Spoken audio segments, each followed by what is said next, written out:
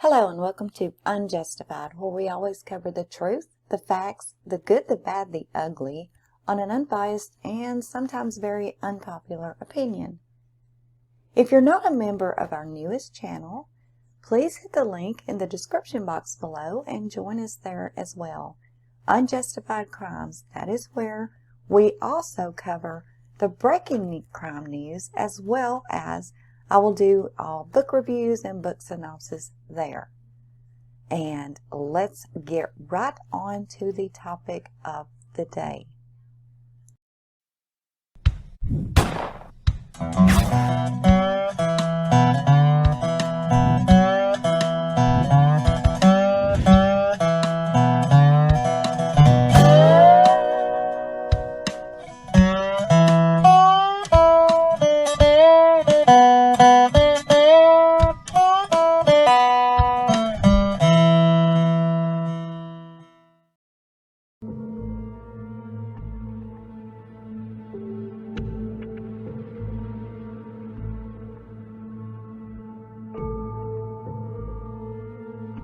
Hello and welcome to episode 1 of Shattered Illusions, the Menendez Brothers case.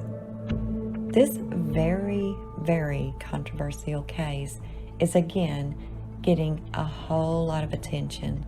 Most of you already know about this case and the outcome of it and how huge it was back when it happened in 1989. Many still refer to it as the trial of the century. And since researching deeply into it, well, I really could not agree with that statement anymore. This case was even put into small parts in random movies, such as Cable Guy with Ben Stiller, who was acting as Eric Menendez, and even was made a mockery of on a Saturday Night Live skit. In case some of you may not know much about it, let me just give you a small backstory on this case known as the Menendez Brothers. So, who are the Menendez Brothers? Lyle and Eric Menendez are two brothers. They were ages 18 and 21 when they admitted to killing their parents, Jose and Kitty Menendez, with shotgun blasts in their Beverly Hills mansion on August the 20th, 1989. The boys played that they'd done this in self-defense, claiming they feared for their lives after years of and psychological abuse. This was very shocking to the family and friends of the Menendez, because in the world of Hollywood executives, the brothers' father, Jose Menendez, seemed to be the epitome of success. He was a Cuban immigrant who built an entertainment industry fortune, married a beauty queen, and had two handsome, athletic sons. Associates saw him as hard-driving, arrogant, and demanding. But until he died, and these testimonies came out of the deepest woodworks of family secrets and became national news, no one saw or even imagined Jose as being any sort of child predator. Eric and Lyle cried on the witness stand as they told of what had happened to them.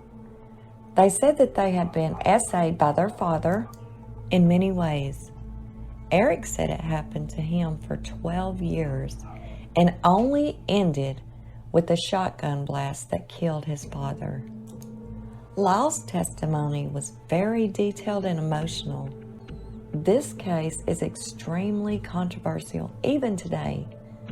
And even though these murders took place in 1989, which was 31 years ago, it is appearing to get national attention again today.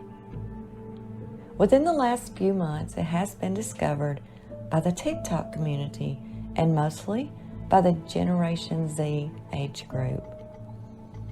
The majority of the TikTok community that have discovered this case are very much for the brothers and their innocence due to the fact of that bombshell testimony that Lyle and the one that Eric did during their first trial, which began July the 20th, 1993. This trial would last over 4.5 months. It had 2 sets of jurors, one for each brother. There was 101 witness testimonies, as well as 405 exhibits. All of the witness testimony and exhibits took over 85 days to conduct. And then it took the 2 sets of jurors deliberating for over 3 weeks separately. On January the 13th, 1984, Eric's jury returns and announces they are in a total deadlock and cannot reach a decision after 19 days of deliberation. So, a mistrial is declared in Eric's case. A week later, Lyle's jury returns and announces the same thing. They were at a complete deadlock and cannot reach a verdict. The judge disclosed the votes, saying that only 3 members of Lyle's jury were willing to vote for first-degree murder, and that 5 members of Eric's were willing to vote for first-degree murder. The other votes were scattered among charges of second-degree murder, voluntary manslaughter, and involuntary manslaughter. The deadlock meant that they would stay in prison until the next trial. After the verdicts were read, District Attorney said that he would retry the case and that he would not accept a plea bargain, saying, quote, "We have an ethical, professional, moral responsibility to go forward with this case as a first-degree murder case. This may cost $1 million, but we are seeking justice, and that is what we are going to do, and I'll be damned with how much money it is going to cost," unquote. The second trial began March the 21st, 1996. However, the judge did make several changes this time around. This trial ended on April the 17th, 1996, with 7 years after the murders. The boys were then sentenced to life in prison without the possibility of parole. On September the 10th, 1996, the brothers were put into different police cars. They waved to each other across the prison yard before getting into the back of the cruiser. They were taken to 2 separate prisons where they would not see each other again for 22 years.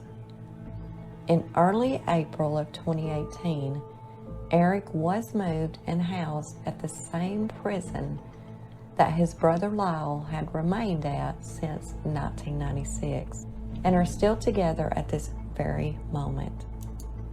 Okay, so this is just a very, very small backstory into the case for those of you that may not know what happened and their charges and kind of their whereabouts today.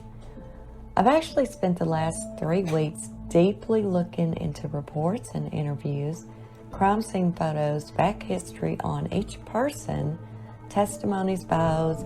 I've read a couple of books, and I've dived deeper into this than I ever imagined I would when my 16-year-old granddaughter reminded me she had been asking me to cover this case since last year. To be honest, I was not really interested in looking into it. However, when she reminded me about it, and I did just take a rainy afternoon to start looking into it a little bit, I found myself going into so many different rabbit holes. So many differences of opinions I got during my search. I have become totally engrossed in this case. I do not believe you can do enough research into this case. Even though the brothers have exhausted all of their appeals, which were all, of course, denied, the last one being in 2005, there are many people out there now with a newfound obsession for the brothers and their innocence by the younger generation of people that believe they do indeed still have a possibility of being released. Anything is possible, I assume. As of right now, they are still incarcerated on the charges of life without the possibility of parole. Another quick fact is both brothers are married. Lyle has actually been married 2 times. Eric has been married 1 and has 2 children. Thank you all for watching this introduction into the channel's newest series, Shattered Illusions.